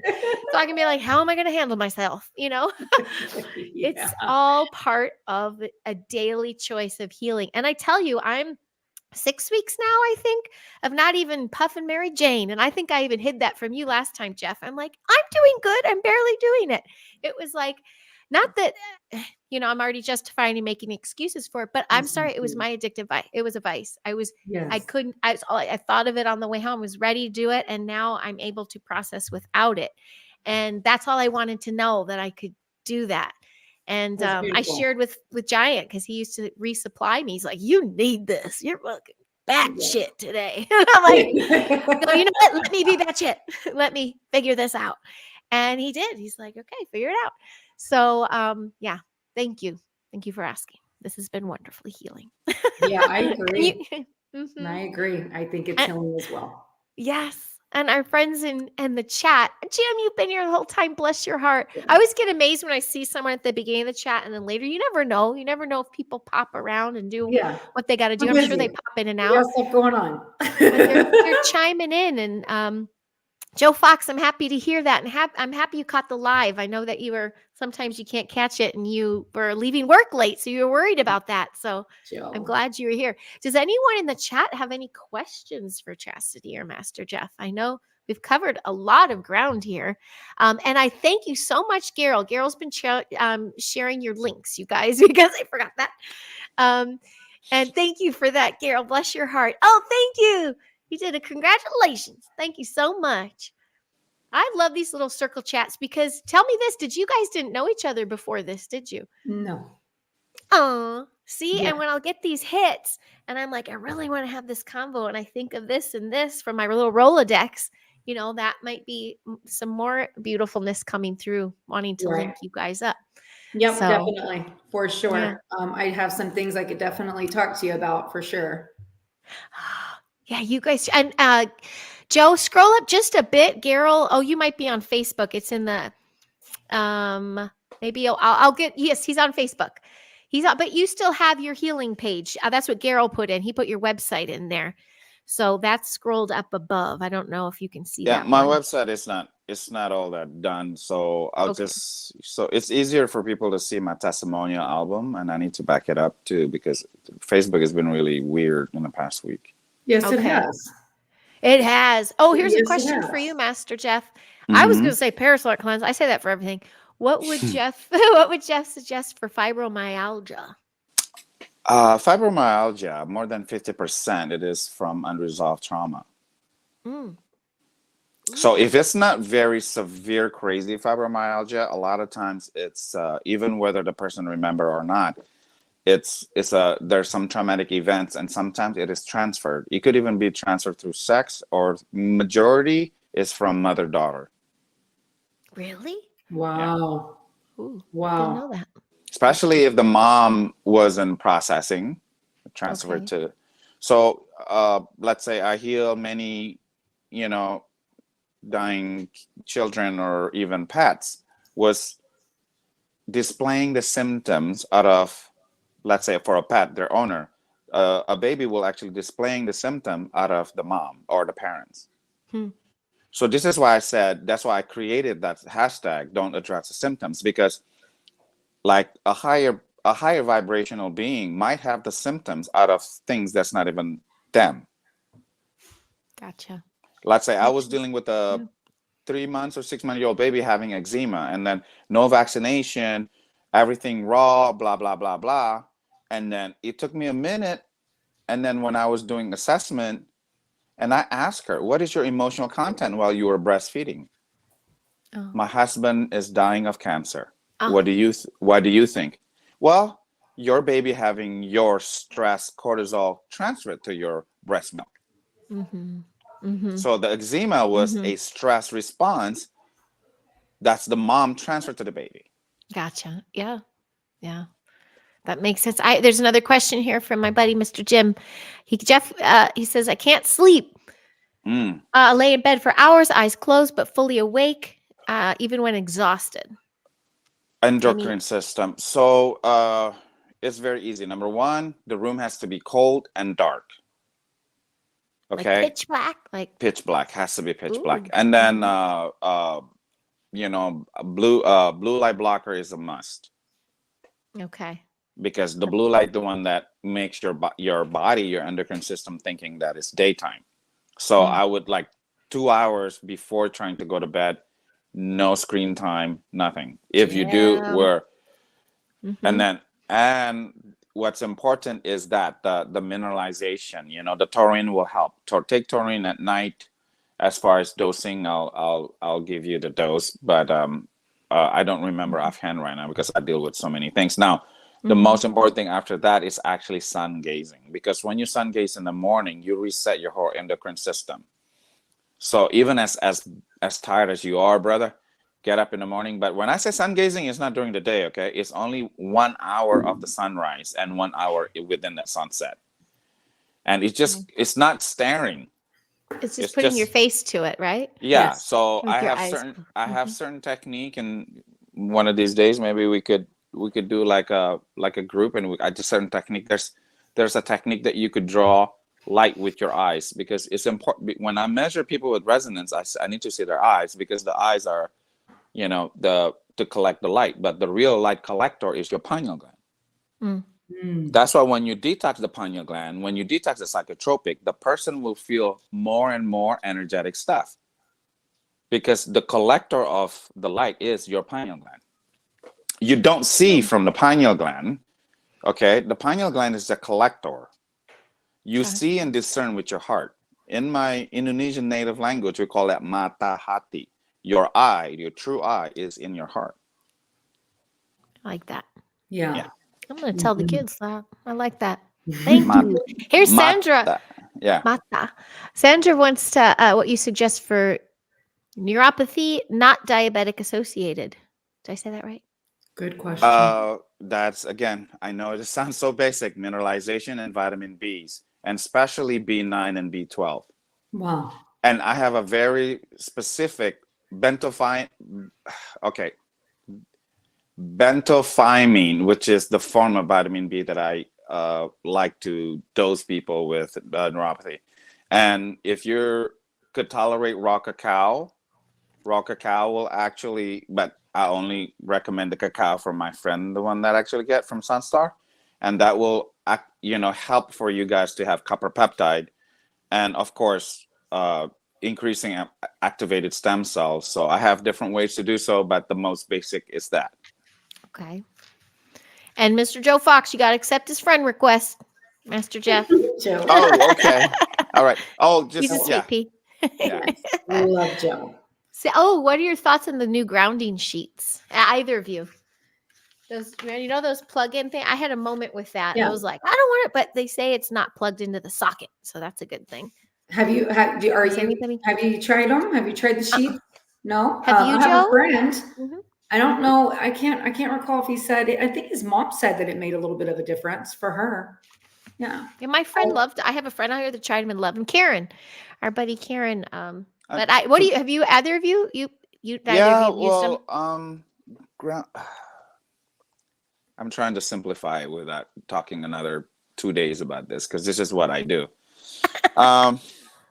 Well, there is grounding in terms of bioelectrical stuff, okay? And there is grounding that is the higher vibration that you don't need a device to do so.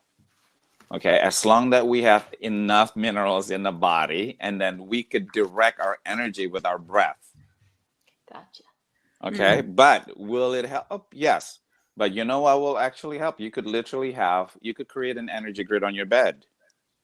You know what worked really great? Shungite. Shungite and silver. You know? Yeah. Shungite and silver is very affordable. You know, and also, who had issues sleeping, you need to turn off any EMF stuff, because it interrupts with your own production of melatonin. Did you get that, Jim? Get your router off and get on the airplane mode. You probably do that. Yeah. I wonder if he does that. But then But I do know he's online late because I see him. Yeah, but if still, Computer but sleep is important. But then there are so many different things, because, you know, the cortisol is number one thing. If you have too much, too much cortisol, and you could literally just reduce the cortisol level during the day, and you would actually start falling asleep. Yeah. And watch that screen. I get guilty of that big time. I yelled at all the kids. I got pyramids by modems and all that stuff. Yeah. And then at night, I'm like, I Well, made, the Hypocrite. blue light blocker actually worked. Blue light blocker. I gave them to the helps. kids. Like I gave myself. I gave them fairway blankets. Well, no, Santa did. Fairway blankers, and and then I myself am like, la la la, I can't stop. I text March and working late last night on set. I'm like, I can't sleep. Why are you texting me? Get off your phone.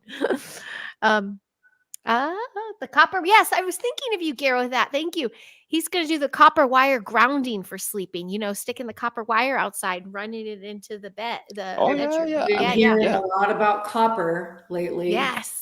A lot But about copper. the most important copper is within you. That's what the raw cacao is. Oh, see, back Copper to our peptide. body. Go back to that. So I have a crystal patch that I use for stem cell. It's about copper peptide. So you could use that, or you could just make sure that you have copper, or you could just straight take copper ionic. Yeah. Mhm. Yeah. I have all my stuff in front of me. This is because I do this all day, every day. Yeah. That's awesome. I want to address, Jim says the best he slept when he was living in, what did that say? What, somewhere? Waikiki. Yeah, Waikiki. there. Mhm. So, Well, yeah, that's a total, yeah, that's another thing. If you actually in the different ley line, that's a whole different thing to deal with. You got to literally like do an acupuncture of the earth. Me and my friend does that with copper rods, and that's not easy to do, but it doesn't mean it's always that. You know what I'm saying? right. So I've heard of, I haven't experienced this yet, but I will. But there are certain areas where there's not Wi-Fi and there's not none of these shenanigans that goes on here, and that people have out of body experiences. People they feel these energies that we don't. I mean, I don't know. We're transcending anyway. I mean, they can keep trying to suppress us. It doesn't. We're coming through anyway. Don't matter.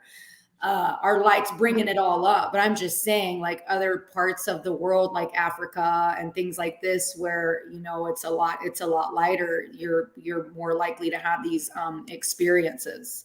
Mhm. Just from what yeah, Jim was saying, because I have an interesting time trying to sleep from time to time as well. My son, big time. My son's very, very sensitive to the shenanigans. Sleep Yeah, is huge. Sleep is sleep everything. is Mhm. yeah.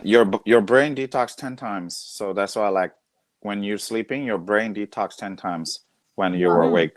So when you're doing my protocols, a lot of time you will wake up with crusty eyes because it's dumping everything. It's coming on out. This is a good circle back to the beginning of us sharing all our journeys, our struggles, our obstacles, our addictions, our all that stuff, because I feel I'm honored. I'm honored to have been able to go through all that in this lifetime, to be prepared for what has begun. Because by the end of, before 2020, I'm in this place of prepared readiness for all of the craziness that's been happening. Right. Level-headed, didn't run to any vices. I'm able to walk the kids through it, keep, watch for signs so they don't fall down those roads. Right. And I think we went through all the shit we went through, so we are able to share these heroic stories of, look at where we came full circle now. Yes, that's exactly what. One thing real quick. I did a video with you and your old partner, Heidi, and then we did an alignment. If we could get that, that clip alone, it was very helpful, because that alignment technique, it took me about 30 years to simplify it. And that's what I created, that technique, because I was trained dealing with all that crazy population that I used to do. And that is the true alignment technique. When I do that with people, you do not assume what is, you check in, and that's how you get into the true alignment. I will I will find that clip and do that. And share that for sure. Here's someone's bringing up the these aren't are you doing that? They're all different numbers, right? But those glutathione, you gave me some patches before, but I've heard of this patch for LifeWave is like a fair day. Yeah, I use LifeWave as a spiritual tool. So that's a big thing in my spiritual awakening process. I don't use LifeWave as just like how other people use it, So I customize it, and most people just push the business side. I use it as a So I use it as an energy grid. Right. Imagine if you're an orgonite. So what kind of orgonite you want to be today? So that's how I use it, because they're crystals. Mm-hmm. So I saw the comment like the X49 is like a Faraday cage. Yes and no. I don't necessarily like the terminology of Faraday cage, because you do not want to block signals. You want to attenuate them. You need to have your strong energy so you could actually change the energy and transmute them. Right. Just like your phone. Like your phone have EMF. You don't want to block the EMF. Your phone's not going to be working. You know. Once in a while, I like it not to work. Heidi, Well, Like what I'm it saying- don't exist right now. But what I'm saying is, let's say if you put, let's say I have my own stickers. It's a mix of shungat and silver.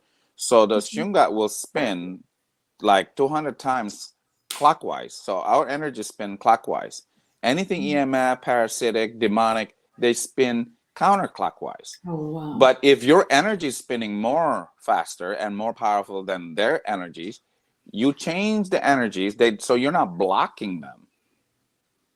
You know, you're changing as they enter your field.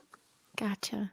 Yeah, but okay, but when you have copper and you have this and that, your body able to conduct certain energies. So minerals basically is the gasoline to a car. Minerals is our gasoline. Right. That's why they call it electrolytes. So how do we conduct more light and sustaining? Is through electrolytes. And hi, Sovereign Cosmic Wild Man. I'm going to sing you in a minute. Grass-fed whey protein induces natural production of glutathione. What do you think of that? I know with the eggs as well, but the whey protein does. Yeah? That is, cannot even compare with eggs. Grass-fed doesn't. Eggs is I the mean, number I one, love right? grass-fed. Don't get me wrong. You want to see my grass-fed? Here's my grass-fed. Look, it's right next to me. Okay, but it's not bioavailable like eggs. I mean, Eggs, I save thousands of I miss people's my lives just by just eating 3 eggs while they could not recover, let's say, from COVID, from infections. Now, if you're going to talk about whey, it's on top of that. So yes, but eggs is number one, because it's not about how good of the protein. We are not what we eat. Au contraire, we are what we absorb. Gotcha. And that's a big one, because you have to make sure your body's doing what it's got to I do to love absorb eggs. all the Me things. too. I eat eggs every day. That's every miss day. my chicken. Eggs. Good fat. No wonder they tried to steer us away from them. Of course. Talk about that healing journey, the over decade plus, even bulimia. I ended up then in food service, and I was known as a healthy, high vibe craft service. To be able to be surrounded by these things that used to cripple you, that is a testament to healing. I wanted to agree. I wanted to circle back to that, because how ironic. I mean, that's so ironic. You struggled with that, and then you're working in the food industry, kind of similar situation here. What I'm fighting with prescription pills, yet having to be the one that handles the medication for my mom. It's just very ironic, right? It's Isn't like it? a battle. Yeah, we And had you to had go mentioned through that. Sorry.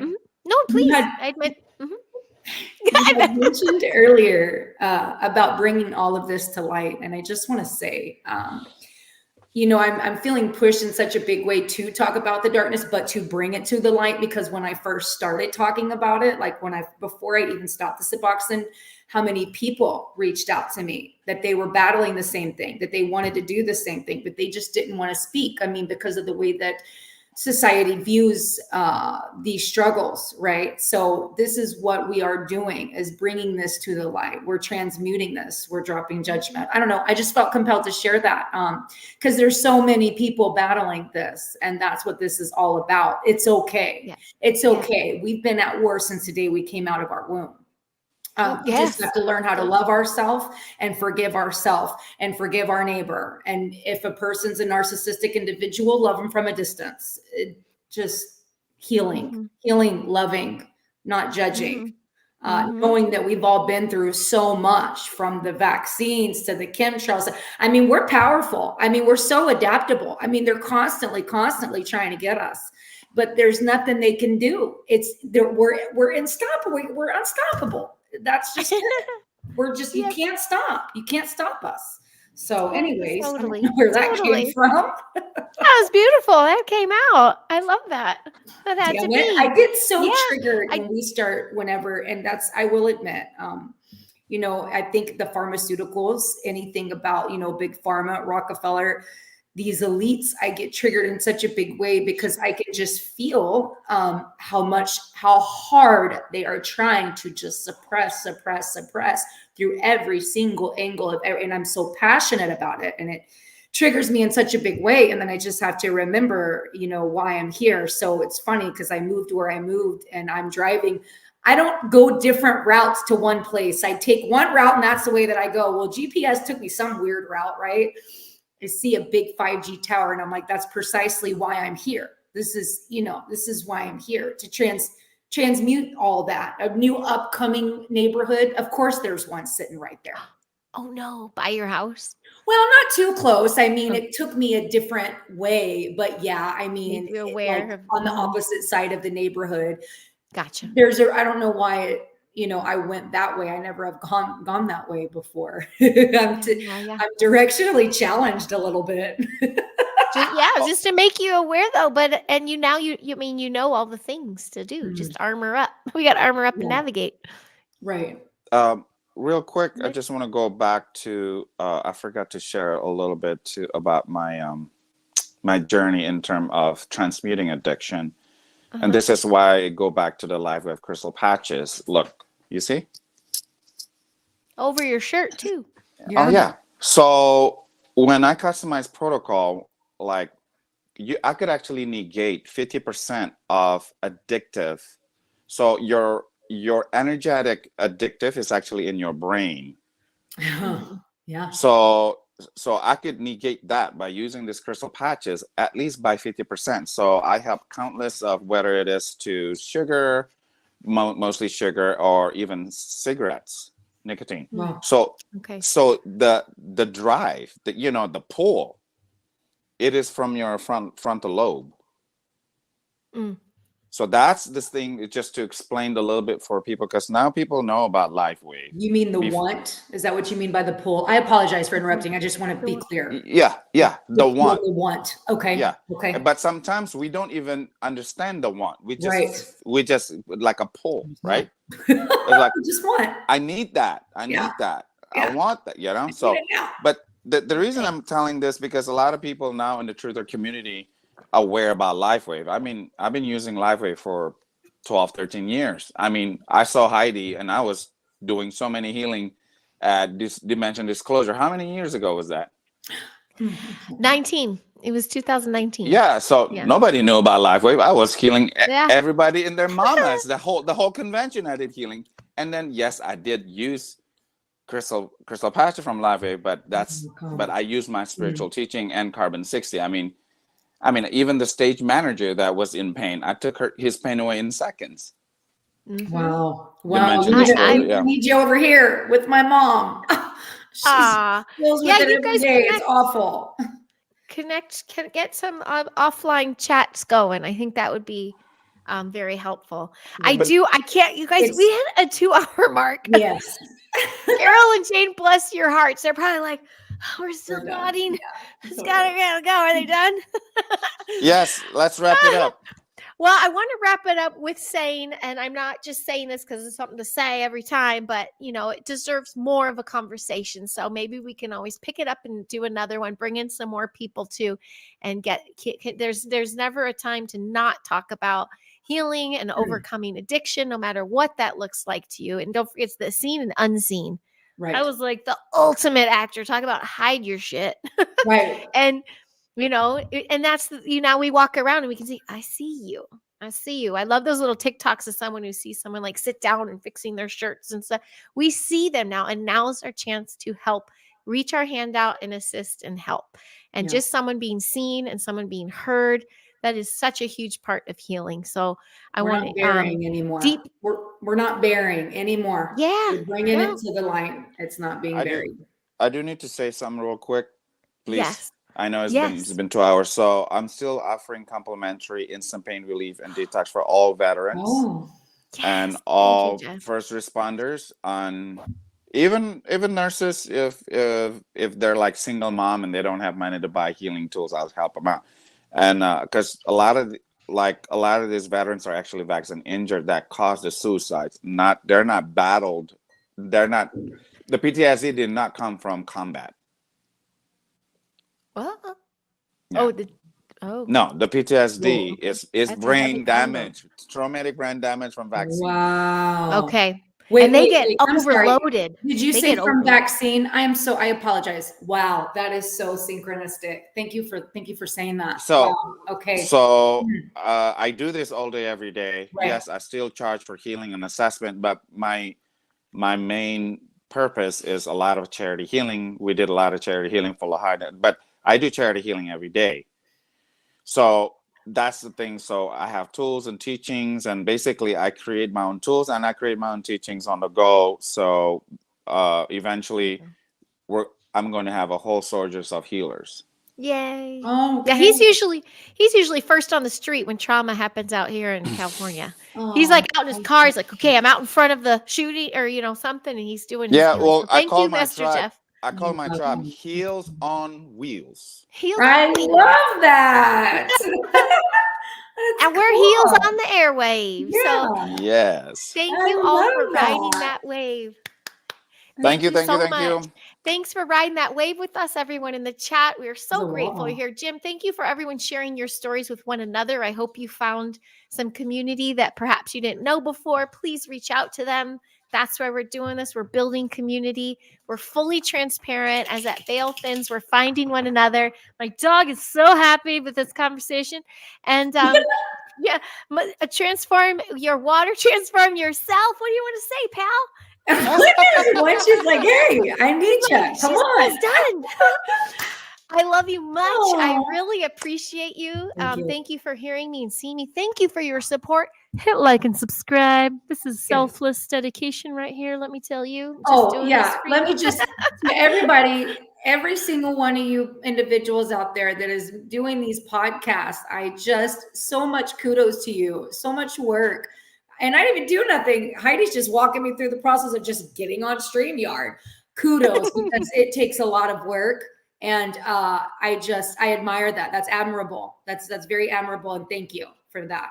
You know what? I think we're getting called. Oh, Mike, you're here too. Hi, Mike. Oh, see, I'm turning the left. Thank you. Thank you. Yeah, we got this. We're doing this. And yes, fine. All right. You said it. The people have spoken. Part 2 will come. Okay. And like Cosmic Wildman, remember, smell you later.